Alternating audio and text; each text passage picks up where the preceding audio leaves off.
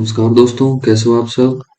तो आज जो हम चैप्टर करने वाले हैं वो हमारा पॉलिटिकल साइंस का फर्स्ट चैप्टर होगा। Making of the Indian constitution, यानी कि हमारे भारत का संविधान कैसे कैसे बनाया गया, इसका हिस्टोरिकल बैकग्राउंड क्या है, कैसे कैसे हमारा कॉन्स्टिट्यूशन डेवलप हुआ और किन किन का हमारे भारतीय संविधान को बनाने में क्या क्या रोल है। उससे पहले यूट्यूब चैनल को सब्सक्राइब करो और ये जो टेलीग्राम चैनल है इसको ज्वाइन करो, क्योंकि आपको इसमें सारे जो, एक तो मैंने हिस्ट्री की प्लेलिस्ट जो बना रखी है उसके नोट्स, और आगे आगे जो भी मैं कराऊंगा उन सब के नोट्स, यही जो मैं पढ़ा रहा हूँ वो आपको उसी चैनल पर प्रोवाइड हो जाएंगे। अब बिना बकवास किए स्टार्ट करते हैं। अब देखिए, किसी भी चीज के बारे में पढ़ने से पहले हमें उसका हिस्टोरिकल बैकग्राउंड पता होना चाहिए। 1928 में जो मोतीलाल नेहरू थे, उन्होंने दूसरे कांग्रेस लीडर्स के साथ मिलकर हमारे लिए एक इंडियन कॉन्स्टिट्यूशन ड्राफ्ट किया, यानी कि खुद का, यानी हम भारतीयों का कॉन्स्टिट्यूशन। लेकिन एग्जाम में एक सवाल आता है कि सबसे पहले इंडियन कॉन्स्टिट्यूशन का आइडिया किसने दिया था। तो हम वहां पर मोतीलाल नेहरू नहीं लिखेंगे, वहां हम लिखेंगे कि आइडिया ऑफ इंडियन कॉन्स्टिट्यूशन जो सबसे पहले दिया गया था वो था एम एन रॉय। उन्होंने सबसे पहले हमारे इंडियन कॉन्स्टिट्यूशन का आइडिया दिया था, जो कि कम्युनिस्ट पार्टी ऑफ इंडिया के फाउंडर थे। और ये कब दिया था? 1934 में। अब आप ये बोलोगे कि इससे पहले तो मोतीलाल नेहरू ने कॉन्स्टिट्यूशन इंडिया के लिए बना दिया था। तो हाँ, आप बिल्कुल सही हो, पर उन्होंने आइडिया नहीं दिया था, उन्होंने सिर्फ कॉन्स्टिट्यूशन को बनाया था। इंडियन कॉन्स्टिट्यूशन की जो एक लार्ज एरिया पर डिमांड करी गई थी वो की थी एम एन रॉय ने, जो कि सीपीआई के फाउंडर थे। Now back to the topic. जो हमारा आज का इंडियन कॉन्स्टिट्यूशन है जिसको हम आज फॉलो कर रहे हैं, तो उसमें ज्यादातर जो देखा गया है कि जो ब्रिटिशर्स ने हमारे गवर्नमेंट ऑफ इंडिया एक्ट 1919 और एक्ट ऑफ 1935 थे वो बनाए थे, वही सारे हमारे कॉन्स्टिट्यूशन में इंक्लूड किए गए हैं। अब टाइम टू टाइम उसमें बदलाव यानी कि अमेंडमेंट्स होती रहती हैं। 1931 में कराची सेशन में इंडियन नेशनल कांग्रेस ने भी अपनी मांग की थी कि इंडियन कॉन्स्टिट्यूशन जो है उसके अंदर universal adult franchise, right to freedom और राइट टू इक्वेलिटी, और जो माइनॉरिटीज हैं उनके राइट्स को प्रोटेक्ट करने के लिए प्रोविजंस होने चाहिए। अब 1931 के बाद 1934 में इंडियन नेशनल कांग्रेस ने ब्रिटिशर्स के सामने अपनी डिमांड रखी कि भाई हमारे लिए एक कॉन्स्टिट्यूएंट असेंबली बनाओ। तुमने इतने साल हमारे ऊपर राज किया, अब हमारा कॉन्स्टिट्यूशन भी हमें तुम ही बनाकर दोगे। तो उन्होंने कॉन्स्टिट्यूएंट असेंबली की मांग की। अब हम देखते हैं कि इंडियन कॉन्स्टिट्यूशन जो था वो कैसे कैसे डेवलप हुआ, इसमें किस किस का क्या हाथ है, क्या रोल है। ठीक है। अब 1946 में ब्रिटिश ने डिसाइड किया कि भाई ठीक है, हम तुम्हें एक कॉन्स्टिट्यूएंट असेंबली दे देते हैं। यानी कि मतलब एक तरह से उन्होंने इंडिपेंडेंस टू इंडिया, ये जो आइडिया था ये वो देने लगे थे कि हाँ ठीक है, हम तुम्हें आजादी दे देंगे। उसके बाद उन्होंने एक कैबिनेट मिशन मिशन निकाला। अब कैबिनेट मिशन में क्या था? कैबिनेट मिशन ने ब्रिटिशर्स ने हमारे पास तीन लोग भेजे, क्रिप्स, लॉरेंस और अलेक्जेंडर। ये 1946 में इंडिया में आए। ठीक है। अब ये जो कैबिनेट मिशन था इसके दो काम थे। सबसे पहला, हमारे लिए कॉन्स्टिट्यूएंट असेंबली बनाकर देना। दूसरा, हमारे लिए इंटरिम गवर्नमेंट बनाना। अब पूछोगे कि इंटरिम गवर्नमेंट क्या होती है? अब इंटरिम गवर्नमेंट का मतलब होता है काम चलाऊ सरकार। जब तक हमारा जो कॉन्स्टिट्यूशन नहीं बन लेता तब तक हमारे देश पर राज कौन करेगा? तो ये सबसे बड़ा क्वेश्चन उस टाइम तक था, क्योंकि एक ही रात में तो कॉन्स्टिट्यूशन बन नहीं सकता। तो ब्रिटिशर्स ने बोला, या फिर हमने मांग की कि भाई हमें एक इंटरिम गवर्नमेंट चाहिए। यानी हमें हमारा कॉन्स्टिट्यूशन जब तक तैयार नहीं हो जाता, हमें एक काम चलाऊ सरकार बनाकर दो। ठीक है। फिर उसके बाद क्या होता है कि जो महात्मा गांधी और जिन्ना, मोहम्मद अली जिन्ना, ये जो थे, ये अपनी चॉइस से कॉन्स्टिट्यूएंट असेंबली के मेंबर नहीं बने। ठीक है। कॉन्स्टिट्यूएंट असेंबली के मेंबर नहीं बने। अब देखो, अब थोड़ा पीछे चलते हैं। 1938 में जवाहरलाल नेहरू ने इंडिपेंडेंट कॉन्स्टिट्यूएंट असेंबली की मांग की। उसी टाइम पर अगले साल ही वर्ल्ड वॉर टू चल रहा था। फिर 1940 में उन्होंने निकाला अगस्त ऑफर, ठीक है, कि और अगस्त ऑफर की डिमांड एक्सेप्ट कर ली गई थी। लेकिन ये था क्या, अब आगे देखते हैं। 42 में एक आया क्रिप्स इंडिया मिशन, ठीक है, जिसका जो लीडर था वो था स्टैफोर्ड क्रिप्स। हाँ, यही वाला जो कैबिनेट मिशन में इन्होंने भेजा था। अब इसकी डिमांड क्या थी, इसकी डिमांड थी कि अगर इंडिया हमें वर्ल्ड वॉर टू में हेल्प करेगा तो हम तुम्हारे लिए एक कॉन्स्टिट्यूएंट असेंबली निकालेंगे, मतलब बनाएंगे। उसके बाद हमारे महात्मा गांधी, उन्होंने बोला कि ये जो ब्रिटिशर्स हैं ये हमें 200 साल से पागल ही बनाते आए हैं, ठीक है। तो उन्होंने बोला कि ये जो क्रिप्स है ये पोस्ट डेटेड चेक है। अब इसका क्या मतलब हुआ, इसका मतलब हुआ कोई भी अगर चेक है वो 3 या 6 महीने तक वैलिड रहता है उस डेट के बाद जो आपने उसके ऊपर लिखी है। जब वो डेट एक्सीड कर जाएगी, यानी उस डेट के 3 महीने या 6 महीने जब बीत जाएंगे, तो वो चेक बिल्कुल बेकार होगा, उसका कोई मतलब ही नहीं रहेगा। तो इसलिए उन्होंने कहा कि क्रिप्स एक झूठा और मक्कार आदमी है, बिल्कुल इसकी मत सुनो। अब आते हैं दोबारा अपने नोट्स पर। 1934 में इंडियन नेशनल कांग्रेस ने एक अपनी डिमांड प्रेजेंट की, ठीक है, कॉन्स्टिट्यूएंट असेंबली के लिए। फिर उसके बाद हमारे कॉन्स्टिट्यूशन की डेवलपमेंट स्टार्ट हुई। 1946 में ब्रिटिशर्स ने निकाला कैबिनेट मिशन। अब उस कैबिनेट मिशन में क्या था कि उन्होंने डिस्कशन रखी थी ब्रिटिश इंडिया के रिप्रेजेंटेटिव्स के साथ, ठीक है, और स्टेट्स के साथ कि कैसे कैसे कौन कौन सी सीट और कैसे कैसे हमारा कॉन्स्टिट्यूशन लिखा जाएगा। तो एक कॉन्स्टिट्यूएंट बॉडी और एक एग्जीक्यूटिव काउंसिल बनाई गई, ठीक है। उसमें क्या था, उसमें 278 रिप्रेजेंटेटिव्स थे और जिसमें से 15 वुमेन थी। और रिप्रेजेंटेटिव्स निकाले गए थे प्रोपोर्शनल रिप्रेजेंटेशन और सिंगल ट्रांसफरेबल वोट के दौरान।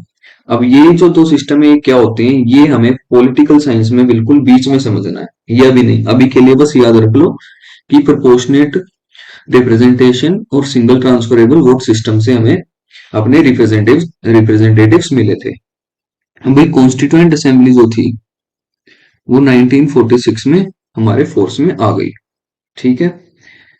इसके अंदर बड़े बड़े लीडर जैसे कि जवाहरलाल नेहरू, डॉक्टर राजेंद्र प्रसाद, सरदार पटेल, मौलाना आजाद, ये इतने सारे मेंबर्स थे, ठीक है। 1946 में कॉन्स्टिट्यूएंट असेंबली की फर्स्ट मीटिंग हुई थी, जिसके की जो डॉक्टर राजेंद्र प्रसाद थे वो चेयरमैन घोषित किए गए थे, ठीक। अब 292 मेंबर्स जो थे वो स्टेट से यानी प्रोविंशियल स्टेट से लिए गए थे, जिसकी जो प्रपोर्शन थी यानी रेशियो थी तो 1:1 मिलियन थी। तो याद रखना 1:1 मिलियन, जिसे हम क्या देते हैं 10 लाख, ठीक है। और ये प्रोविंसेस कौन थे, तो ये वही प्रोविंसेस जो कि डायरेक्टली ब्रिटिश इंडिया के कंट्रोल में थे, ठीक। और जो प्रिंसली स्टेट्स थे, राजा महाराजा या फिर निजाम जिसे कंट्रोल करते थे, उनकी सीट्स ली गई थी 93, ठीक है। अब देखो हमारे थे टोटल 389 मेंबर्स, हमारे 389 मेंबर्स थे टोटल। उनमें से हमारे 292 तो थे प्रोविंसेस के, ठीक है, और 93 जो थे वो थे प्रिंसली स्टेट्स के। और चीफ कमिश्नर जो प्रोविंसेस थे वो थे 3, ठीक है। अब ये सिर्फ आपको याद करना है, इसमें ज्यादा डीप नहीं जाना। तो इंडिपेंडेंस के बाद जब पार्टीशन हो गया था तो ये 389 से घटकर 299 इसकी वो रह गई थी, क्या कहते हैं, मेंबरशिप रह गई थी, ठीक है। अब ये जो तीन मेन कम्युनिटीज या फिर कैटेगरीज में जो बांटा गया था वो थे सिख्स, मुस्लिम और जनरल्स, ठीक है, उनकी रिप्रेजेंटेशन के हिसाब से। जो पार्टीज उस टाइम पर प्रेजेंट थी वो थी कांग्रेस पार्टी, ठीक है, जो कि मेजोरिटी में थी, schedule caste federation, Indian communist party, union party और मुस्लिम लीग, ये सारी पार्टीज उस टाइम पर वहां पर अवेलेबल थी। तो कॉन्स्टिट्यूएंट असेंबली फोर्स में आ जाती है दिसंबर 1946 में, और 1949 के नवंबर तक वो कॉन्स्टिट्यूशन का जो ड्राफ्ट होता है उसे अप्रूव कर देती है, जो कि जनवरी 1950 में फोर्स में इफेक्ट में आ जाता है। कब आता है, 26 जनवरी, ठीक है। और अडॉप्ट कब किया था हमारा कॉन्स्टिट्यूशन? 26 नवंबर 1949 को। अब देखते हैं कि हमारा नया कॉन्स्टिट्यूशन बना कैसे था। अब जब कॉन्स्टिट्यूएंट असेंबली बनी थी तो उसने 13 कमिटीज बनाई थी अपने कॉन्स्टिट्यूशन को फ्रेम करने के लिए। उन 13 कमिटीज में कैसे था कि भाई एक कम्युनिटी को बोल दिया चल भाई तू माइनॉरिटी के राइट्स के लिए वो ड्राफ्ट करेगा रिपोर्ट। दूसरी कमिटी को बोल दिया कि भाई तू रिजर्वेशन वगैरह के ऊपर ड्राफ्ट करेगा। तीसरी को बोल दिया भाई तू लॉज वगैरह आईपीसी वगैरह ये सब है। मतलब इस तरह से हमारी 13 कमिटीज को डिफरेंट डिफरेंट वर्क बांटे गए। ठीक है। अब देखो फिर हमारी एक ड्राफ्टिंग कमेटी जो थी वो बनाई गई थी। ड्राफ्टिंग कमेटी बनाई गई जिसमें कि 7 मेंबर थे, जिसकी चेयरमैनशिप डॉक्टर भीमराव अंबेडकर को दी गई थी। अब जो ड्राफ्टिंग कॉन्स्टिट्यूशन जो था वो जनवरी 1948 में पब्लिश कर दिया गया था। 26 नवंबर 1949 को ये कॉन्स्टिट्यूशन पास कर दिया गया था और कॉन्स्टिट्यूएंट असेंबली ने इसे अडॉप्ट कर लिया था। ठीक है। तो हम बहुत कंफ्यूज होते हैं। देखो 26 नवंबर 1949 को कॉन्स्टिट्यूशन पास किया गया और अडॉप्ट किया गया और 26 जनवरी 1950 को ये फोर्स में आया, मतलब लागू किया गया। ठीक है। अब आगे देखते हैं। ये जो कॉन्स्टिट्यूएंट असेंबली असेंबली थी हमारी उसने बिल्कुल सिस्टमेटिक और ओपन मैनर में बिल्कुल काम किया था लोगों की नीड को अपने माइंड में रखते हुए। अब ये जो हमारा जो कॉन्स्टिट्यूशन था ये हमारी जो कॉन्स्टिट्यूएंट असेंबली ने अडॉप्ट किया था और पास किया था उसमें बहुत सारी जो कमेटीज बनाई गई थी उन्होंने भी बिल्कुल जो अपने कहते हैं बारीकी से, बिल्कुल बारीकी से पॉइंट टू पॉइंट उन्होंने अपनी लॉज वगैरह ऐड करवाई थी, मतलब अच्छी तरह से रिपोर्ट बनाई थी। ठीक है। तो कॉन्स्टिट्यूएंट असेंबली जो थी उन्होंने कमिटीज के मैकेनिज्म के ऊपर बेस होकर तब काम किया था। एक तरह से मतलब हुआ कि जो डिफरेंट कमिटीज हमने बनाई थी वो अपनी अपनी रिपोर्ट कॉन्स्टिट्यूएंट असेंबली में पेश करती गई और उसी के अकॉर्डिंग हमारे कॉन्स्टिट्यूएंट असेंबली ने कॉन्स्टिट्यूशन को तैयार किया। ऐसा क्यों था? क्योंकि जो बिल्कुल लोअर सेक्शंस ऑफ सोसाइटी भी जो है, ठीक है, जो पिछड़ा वर्ग भी है, तो उनकी भी जो थी मांगे सुनी गई थी। ठीक। तो जो हमारी असेंबली थी वो टोटल 166 डेज के लिए मिली थी। ठीक है। जिसको जो टाइम लगा था वो था 2 साल 11 महीने 18 दिन। ठीक है। 2 साल 11 महीने 18 दिन में हमारा जो कॉन्स्टिट्यूशन था वो हमारा कॉन्स्टिट्यूशन बनाया गया था। अब आते हैं ड्राफ्टिंग कमेटी जो कि हमने ऊपर पढ़ी। अब ड्राफ्टिंग कमेटी में क्या था? अब 29 अगस्त 1947 को कॉन्स्टिट्यूएंट असेंबली ने एक कमेटी कमेटी बनाई, एक कमेटी एस्टेब्लिश की जिसके चेयरमैन बनाए गए थे डॉक्टर भीमराव अंबेडकर।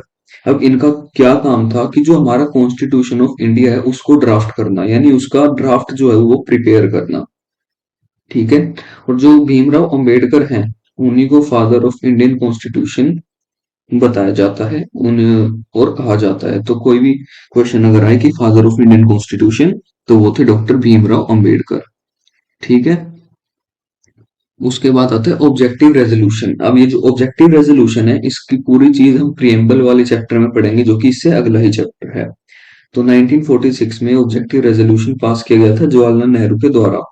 इसकी पूरी डेट है 13 दिसंबर 1946।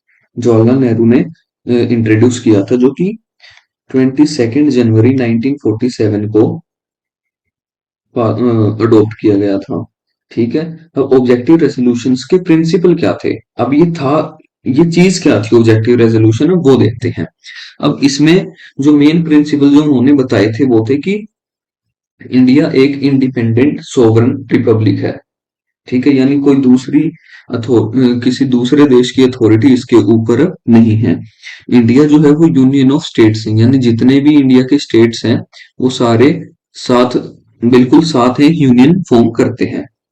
जितनी भी पावर्स और अथॉरिटी ऑफ इंडिया है वो उसके पीपल के ऊपर है, मतलब उसके लोगों के पास है, पॉपुलेशन के पास है, क्योंकि ये एक डेमोक्रेसी है in which rulers are elected by people. ठीक है।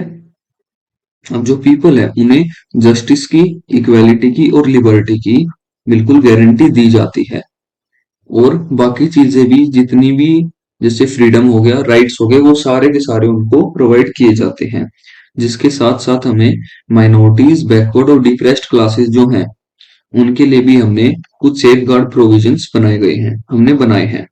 तो ये सब कहता था ऑब्जेक्टिव रेजोल्यूशन। ठीक है। अब जो हमारा कॉन्स्टिट्यूशन है वो वर्ल्ड पीस पर बिलीव करता है और वेलफेयर ऑफ मैनकाइंड। ठीक है, यानी कि जितने जो ग्लोबल लेवल पे है हमारा पीस होना चाहिए।